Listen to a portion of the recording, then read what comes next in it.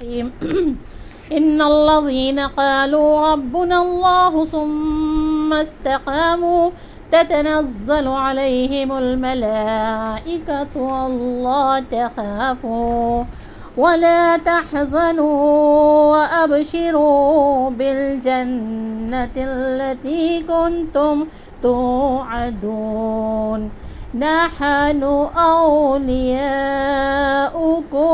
في الحياة الدنيا وفي الآخرة ولكم فيها ما تشتهي أنفسكم ولكم فيها ما تدعون نزلا من غفور رحیم۔ ان الذین قالوا ربنا اللہ، بے شک جنہوں نے کہا ہمارا رب اللہ ہے، ثم استقاموا، پھر سیدھے رہے وہ، تتنزل علیہم الملائکہ، اترتے ہیں ان پر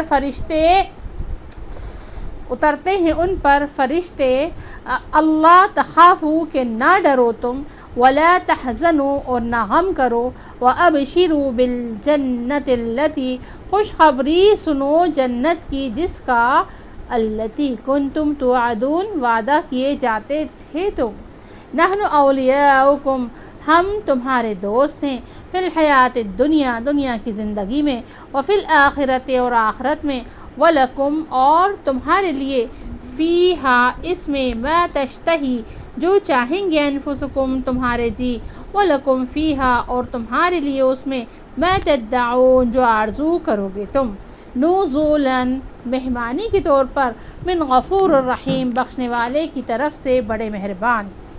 روحیں وصول کرنے کے لیے عالم بالا میں فرشتے آتے ہیں اور مسلمانوں کو خوشخبری سناتے ہیں۔ ملائکہ انسان کی مصلحت کے لیے پیدا کیے گئے، فرمایا کہ ملائکہ نورانی مخلوق ہیں، اللہ کی حمد و تسبیح میں لگے رہتے ہیں۔ ان کی دو قسمیں ہیں، ملأ الاعلیٰ اور ملأ السافل، یعنی عالم بالا کے فرشتے، عالم زیریں کے فرشتے، دونوں قسموں کے ساتھ انسان کی مصلحت وابستہ ہیں۔ ملأ الاعلیٰ مومنین کے لیے استغفار کرتے ہیں۔ حضرت میکائیل علیہ السلام بارش کا نظام سنبھالے ہوئے ہیں اور بارش کا انسان کی مصلحت سے قریبی تعلق ہے۔ پہاڑوں پر بھی فرشتے مقرر ہیں۔ حدیث میں ملک الجبال کا ذکر آیا ہے۔ انسان کی حفاظت بھی فرشتے کرتے ہیں اور جن کی ڈیوٹیاں بدلتی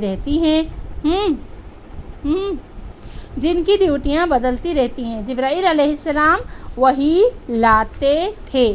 حیوانات کی روحیں وصول کرنے کے لیے بھی فرشتے اترتے ہیں۔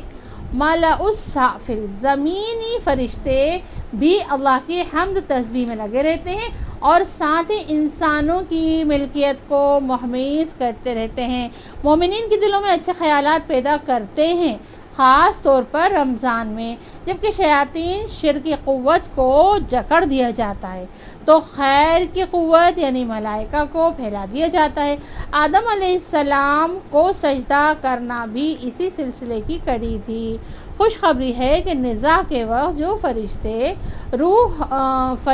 روح وصول کرنے کے لیے آتے ہیں وہ مستقیم مسلمانوں کو خوشخبری سناتے ہیں، اور مستقیم مسلمان وہ ہیں جو ایمان کا اقرار کرنے کے بعد اس پر مضبوط رہتے ہیں، اللہ کی ربوبیت و الوہیت میں کسی کو شریک نہیں ٹھہراتے، زبان سے جو انہوں نے کہا ہے کہ ہمارا رب اللہ ہے اس کے عملی تقاضوں پر جمے رہتے ہیں، اللہ نے جو شریعت نازل کی ہے اس کی پیروی کرتے ہیں۔ اگلی آیات میں ان کا تفصیلی ذکر ہے۔ فرمایا کہ بندوں پر موت کے قریب فرشتے اترتے ہیں، یہ فرشتے روحیں وصول کرنے کے لیے آتے ہیں، وہ اس وقت تسکین و تسلی دیتے ہیں اور جنت کی بشارت سناتے ہیں، اور یہ بھی کہتے ہیں کہ تمہارے لیے آگے کوئی ڈر و خوف نہیں، گھبرانے کا قطعاً ضرورت نہیں، جو فانی دنیا ہاتھ سے نکل جا رہی ہے اس کا کچھ غم نہ کرو، تم اس سے بہتر دنیا میں جا رہے ہو۔ جنت کے جو وعدے انبیاء کے ذریعے کیے گئے ہیں ان کے پورا ہونے کا وقت آ گیا ہے، اور ہم تمہارے دوست ہیں اور کارساز ہیں۔ آگے کہ تمام مراحل تمہارے لیے ہم آسان کریں گے، نہ قبر کی زندگی میں تمہیں کوئی پریشانی ہوگی، نہ میدان حشر میں اور نہ آخرت میں۔ جنت میں تمہارا جو جی چاہے گا ملے گا، اور جس چیز کا تم حکم دو گے حاصل کیا جائے گا۔ فرمایا کہ یہ جنت بھیک کا لقمہ نہیں ہوگی، بلکہ اللہ غفور الرحیم کی میزبانی ہوگی جو تمہیں عطا کی جائے گی۔ بے شک جن لوگوں نے کہا ہمارا رب اللہ ہے، پھر وہ اس پر مستقیم رہے، ان پر فرشتے اترتے ہیں، نہ اندیشہ کرو اور نہ رنج کرو، اور تم جنت کی خوشخبری سن لو جس کا تم سے وعدہ کیا جاتا ہے۔ ہم تمہارے دوست ہیں دنیاوی زندگی میں اور آخرت میں۔ تمہارے لیے جنت میں وہ چیز ہے جس کو تمہارا جی چاہے گا، اور تمہارے لیے جنت میں وہ چیز ہے جس کو تم مانگو گے بطور مہمانی اللہ غفور الرحیم کی طرف سے عطا کیا جائے گا۔ الحمدللہ۔